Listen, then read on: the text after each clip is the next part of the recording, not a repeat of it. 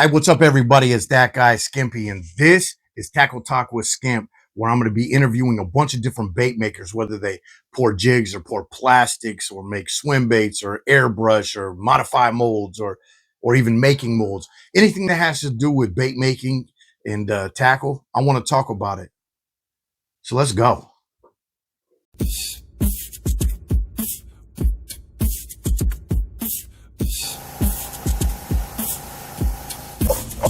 Oh my God! Look at it.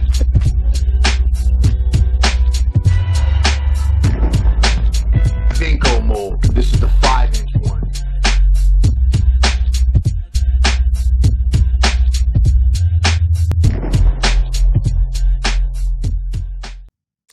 All right, so we're just going to jump right into it. Question number 1. What is your name and where are you from? My name is Brian Chapman. I'm the owner of Williamette Weapon Lures, and I'm from Vancouver, Washington. Awesome. All right, well, where can we find you? Like, what social media platforms are you on? Do you have a website? Yep, my website is www.willametteweaponlures.com, named after the Willamette River in Oregon. I lived about 15 minutes from there when I first moved up here, and so it just kind of caught on. I'm also on TikTok, Facebook, and Instagram. Awesome. Under Willamette Weapon Lures. It's easy to find. It was so funny. I was watching one of your reels the other day, and you were teaching some kid how to say it, right? Because someone couldn't pronounce it. I thought it was pretty funny, man. I got a kick out of that. People say Willamette, and they say it's Willamette, man. They go my favorite one is Williamette. Williamette. Okay. Oh, okay. Yeah, because they think it's a name, like it's a proper, like a person's name. Oh, gotcha. Well, I guess if they're not from, the Northwest, then maybe they don't know then. All right. Question number 3 is, how long have you been bass fishing? I started bass fishing back in 1989. So, okay. Let's see if my math is right, 36 years. All right. Would you rather fish for smallmouth or largemouth bass? River smallmouth all day, every day for the rest of my life. Okay. All right. River smallmouth are a beast of their own. They're like their own separate species, and they pull harder. They're just tougher than I think any other bass ever anywhere. I know. I always say pound for pound, a smallmouth bass fights the hardest. Oh, absolutely. And when you add it being in a river, it's add double, because I invited a friend of mine up from Arizona last year, and I took him up to Celilo. Okay. And we're sitting out there Celilo, and he hooks his first one that's about 4 pounds, and he goes, I got my new PB, and he pulls it up, and he goes, that's not my PB. Yeah, it's a 2-pounder. I said, it felt like it though, right? And he goes, oh man. He says, I said, the tug is the drug. For sure. Okay. Question number 5. What got you started airbrushing your own baits? Great story. Okay. I started painting fishing lures back in 1997. I was fishing in the U.S. Open out at Lake Mead. And out on Lake Mead, that water clarity is like 30-foot visibility in a lot of the areas, not all of it, but a lot of the areas where we're finding fish. Okay. You can see the bottom in 30 feet. So I knew that those fish were getting such a good look at the lures that I was presenting, whether it was soft plastics or crankbaits or top waters. And I really wanted to I figured out during practice that if you covered more water, you're more apt to catch more fish. Right. And I wanted something that looked super lifelike. So when I came back from practice, I spent like 2 weeks searching all the local tackle shops in the Bay Area, trying to find something that looked just like the threadfin shad and the crawdads that I was seeing in the lake. Because I have a tendency, I like to dive. I'll take my snorkel and I'll go dive under, dive and look and see what's under there. Yeah. And so I couldn't find it. And so my buddy goes, well, why don't you just paint it to look as close as you can to what you were seeing? And I was like, that's not a bad idea. So I painted, I sit there with permanent markers and an airbrush that he had for painting model cars and some spray on finish that he had. I was able to cobble together, a half a dozen lures that look like the threadfin shad. They look like some of the tilapia that I was seeing in the lake, and then the crayfish. And this was very rudimentary, but it looked real enough to me. Right. And I ended up finishing 20th in the tournament, throwing those lures. While the majority of the people that I talked to were fishing finesse stuff or throwing, either throwing topwater or finesse baits, I was sitting out there throwing crankbaits and spinnerbaits. And it was just I had so much confidence going into it. When I got back, it was addicting. I mean, I just started matching all the local crayfish and baitfish in the local lakes, started doing a few bluegills, and it wasn't great, but at least I noticed I had confidence when I'd go out on the water. Definitely. And so I did it for 20 years, very selfishly, only for myself. And then when I moved up to the Pacific Northwest, I had to kind of start over because we have a very different forage base here than we had back in California. And so I went right back to the roots. I started catching crawdads down on the Willamette and in the Tualatin River. And I put them in a dish, started painting them. And that's kind of where it started up here. And word kind of got out, and it kind of got away from me. So I just kind of started a business, and now I've been doing it for over 10 years, full time. Yeah, I've seen a lot of your baits, and very impressive, man. They look awesome. And I love it when you put like a fish next to it or a crawdad next to your bait. It really pops, and it's just awesome, man. Yeah. All right. I got a question number 6 for you. Okay. What is your favorite type of blank that you like to airbrush? Or what's your favorite color? It's kind of a 2-part question. So what's your favorite blank and what's your favorite color to airbrush? Probably my favorite blank is a wart style bait like that. Okay. They're small, they're compact. And I think that this blank in particular is meant to be a crayfish. Right. You could paint them in whatever pattern you want, or I can paint them in whatever pattern I want, but it's like the way that this bait moves through the water, it's meant to be a crawdad. And I've caught all of my biggest smallmouth on that little bait right there. Because usually I catch them early in the spring or late in the fall, and I love catching them on crankbaits. And that little bait right there just produces so well. I can sit there and start painting it, and it just looks like it's ready to just get chomped every time. And so I get excited when I finish these and get them on the website, because they don't last long, but man, do they work so good. And it's one of those baits that they're fun to paint, and they look so real that they almost looks like they just want to get up and crawl away. This is actually my depth charge. This is like a wiggle wart style bait. Do you know about how long it is? It's probably the size of like a 1.5 square bill. Oh, okay. They're like 2 inches long. Okay, I can see it now. Yeah. So it's a small bait, but this particular bait's got a great big wide wobble. Ow. And sharp hooks. It's got a great big wide wobble and stays in that strike zone for a long time. And when you're fishing it, especially in the early spring, when you're fishing over that cobble rock, this deflects off and really hunts its way around. Nice. And because you're forced to fish it slower, yeah, because of that big wide wobble, it stays in that strike zone longer. And when those fish look at it, they go, "That looks like a real meal to me. I'm going to go ahead and eat it." And so it's just one of those baits that I get excited to paint. I like painting rock crawlers too. It's kind of like rock, the Spro rock crawlers are like this guy's big brother. Gotcha. They dive a little bit deeper. They dive that 12 to 15 feet, whereas this dives maybe 8 or 9 feet on light line. All right. But that kind of bait, they just look so real, and it like beckons them to come and eat it. Okay, so that's your favorite bait to paint, and I'm taking it you like to paint it in crawfish color. Is that your favorite? Okay. Any specific crawfish color, or? I have a couple that I really like. My favorite one is the one that matches where I'm fishing. Okay. So like when I go to potholes, for instance, my favorite one is my northern crayfish. Yep. I hammer them on that northern crayfish. When I'm fishing up on the Columbia, my favorite one is my little Columbia craw pattern. I love that. I love that one right there. It just, no matter, throughout a lot of the areas of the Columbia that I fished, that pattern just seems to straight up work. If you're fishing like further down in the Bonneville pool, for instance, I like more of the natural like green pumpkin type colors, like my Tualatin craw or BC craw. But a lot of the areas, that red is just really, really hard to beat. So that's probably one of my favorite ones to paint and to throw, is that Columbia craw pattern. I love that. All right. So on the opposite side, what blank or color do you hate to make?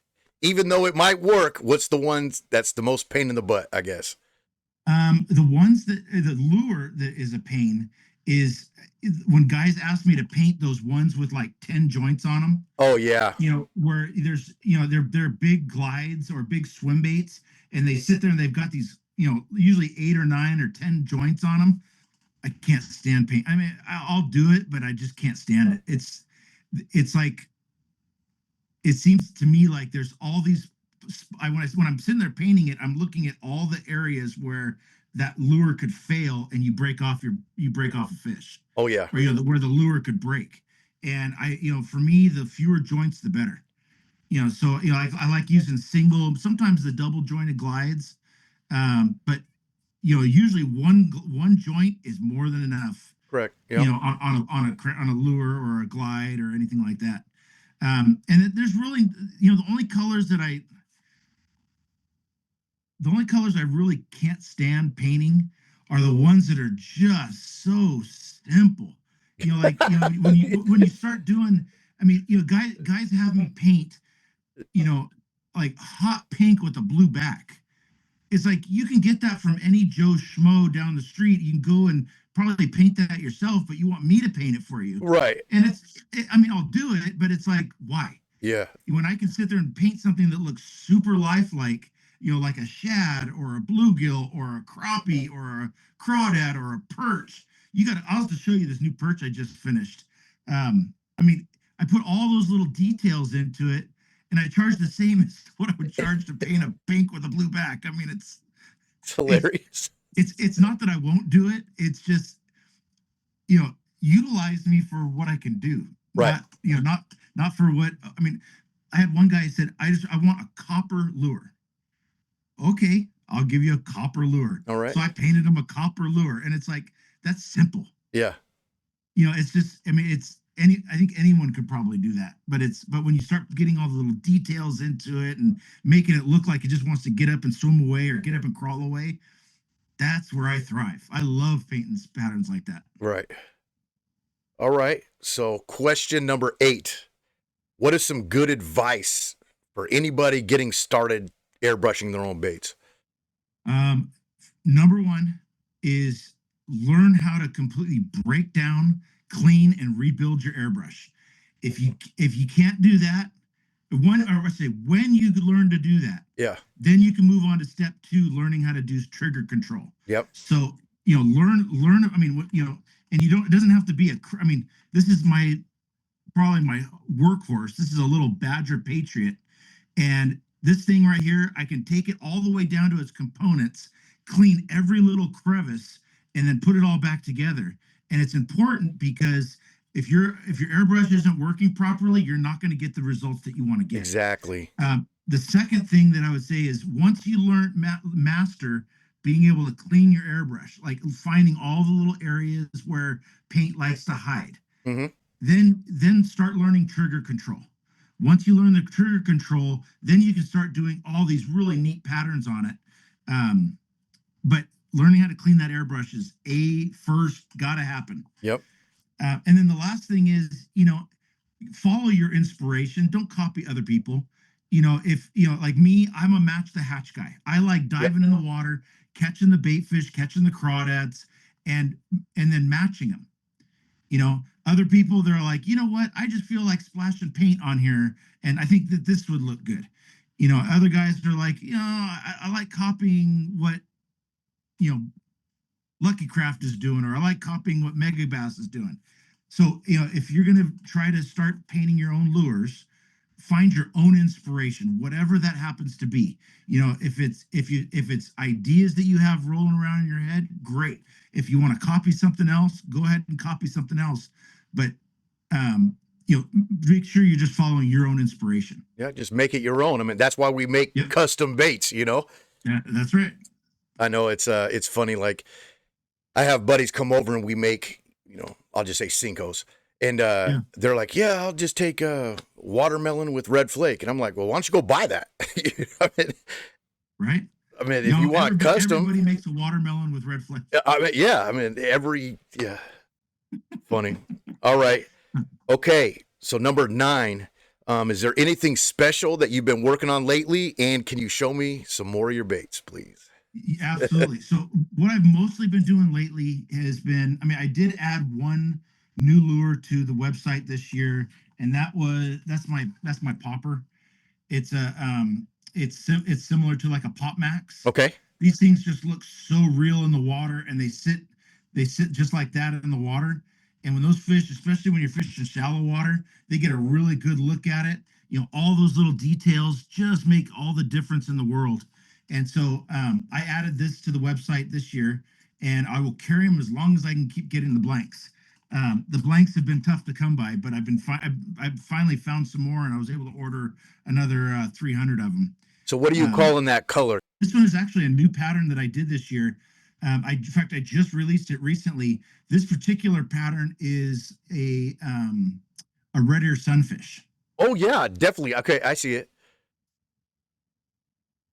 That is awesome, man. It's just all the little details, especially in our clear water that we have up here. It makes a huge difference when those fish can get a really good look at it. Absolutely. They don't hesitate. They come over and crush it.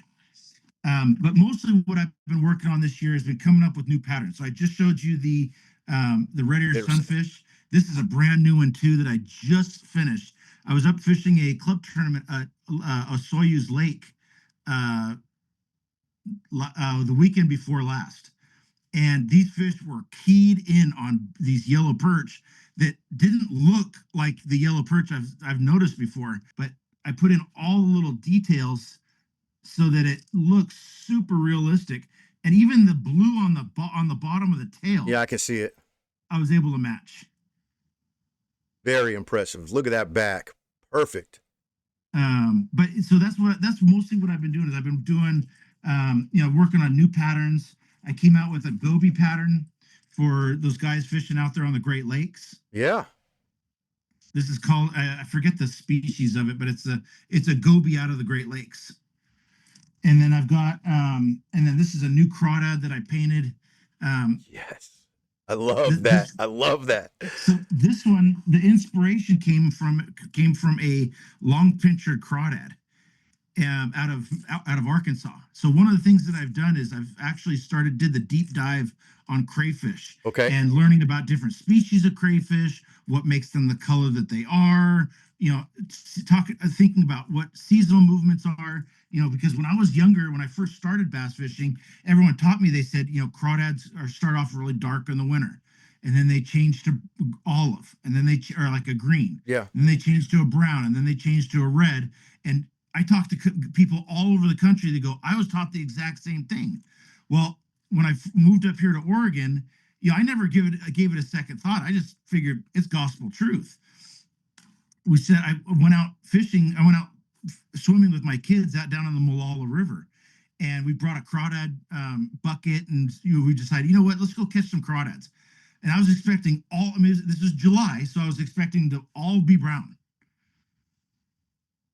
I get down in the river and I catch 4 different colors of crayfish within about a half-mile section of river. Nice. And I'm like, this is not what I was taught. This makes absolutely no sense. So I started emailing biologists that specialize in crayfish from all over the country. I started emailing them, just emailing them until somebody got back to me. And finally, a guy from the University of West Virginia got back to me and said, oh man, I'd love to talk to you about it. I'll call you, have your list of questions, and you can interview me. Okay. And I'm like, oh, cool.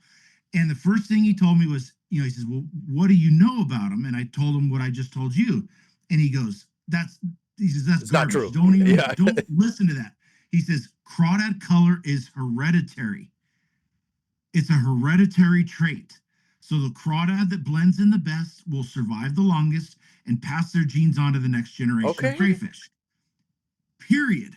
He says, no matter where you're at, and you can have different colors of crayfish in the same body of water, but depending on where they live, the crawdads are going to look different, because if you put a red crawdad in an area that's full of silt, that red crawdad is going to stand out on the bottom. Yeah.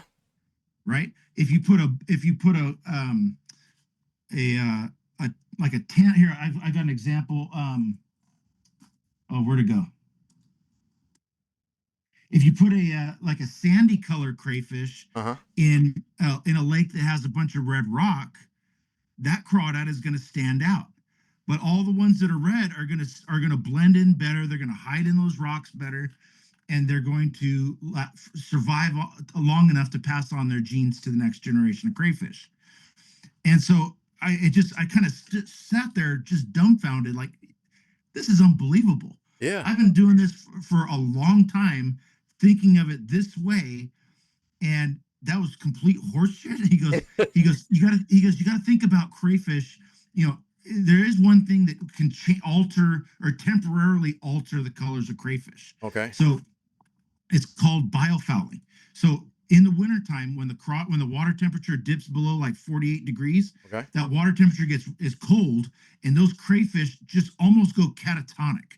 They don't most of, at least the ones up here, don't necessarily hibernate, but they don't move very much either. They'll sit under a rock, or they'll sit in a hole in the wall of the river, and they'll just sit there and wait for the water to warm up. Well, while they're just sitting there doing nothing, they're not eating, they're staying in one place. Little microorganisms and minerals and algae can form on the shell. And so in the experience that I've seen, those crawdads get really, really, really, really dark. All right. That's why crawdad, when they say crawdads start off, really dark, that black, blue, black, red, black, purple in the early spring, late winter, there's truth to it, because they're all biofouled. It's kind of like biofouling is kind of like when you go on a long drive, like, driving from Vancouver to a Soyuz, and you're driving through all these farm fields. You got a nice clean car when you leave. By the time you get to the Soyuz, your car is filthy. Yeah. And after 3 thunderstorms and your drive home, which is another 7 hours, your car is disgusting. You're right. Same thing on a crawdad shell. So it can alter it. Well, what happens is, as soon as those crawdads come out and they start eating again, and they start getting ready to breed, they will molt, and they'll go right back to the original color that they were. The areas where you're going to probably find most of your fish, are going to be areas that are going to be transition areas, where there's going to be a lot of grass beds. There's going to be a lot of areas where you've got silty bottoms. Okay. Right? That explains why they can be green, or they can be perceived to be green, because that's where the areas you're catching them in. Man, it totally makes sense. In the spring, if you're catching them around red rock, guess what? Those crawdads are going to be red. Red, right? Yeah. If you're fishing around brown, brown rock, those crawdads are going to be brown. And then so you can explain each season based on those guys' experience. So those guys taught me this is how it is. Well, they weren't giving me the whole picture, and now I understand. It's like, depending on what color the rocks are, that's what color those crayfish are going to be. Right. And so being able to have different colors like this, a crawdad that's like this is probably going to live in a little bit deeper water, and it's going to be living around, like a clay, rocky bank in a little bit deeper water. Those crawdads that have a lot of blue on them tend to live in deeper water. The more you know. Man, geez. It's amazing. And you can even tell a lot of times when bass are actually actively feeding on crawdads. Okay. Did you know that? Okay, so if you can, next time you catch a bass, any bass, all right, pick it up, go like this in the mouth, and just take your thumb and rip it across the bottom or the top teeth. Kind of like how you get bass thumb. Yeah. Well, I learned a long time ago that there were some days I'd be out fishing, and my thumbs I'd come back and my thumbs would be just raw. Like, you need bandages to be able to, get your thumb to heal. Yeah. And other days you'd catch the same number of fish, and it was just like, I got bass thumb, but it's not bad. Well, bass that are eating crayfish, their teeth tend to be really, really dull. So their teeth will feel more like sandpaper rather than little small razors. The other thing is, if you look in the back of their throat, they have these crushers that are in the back of their throat, And if you look at them and they're red, that's where they're crushing crayfish because they're crushing that shell.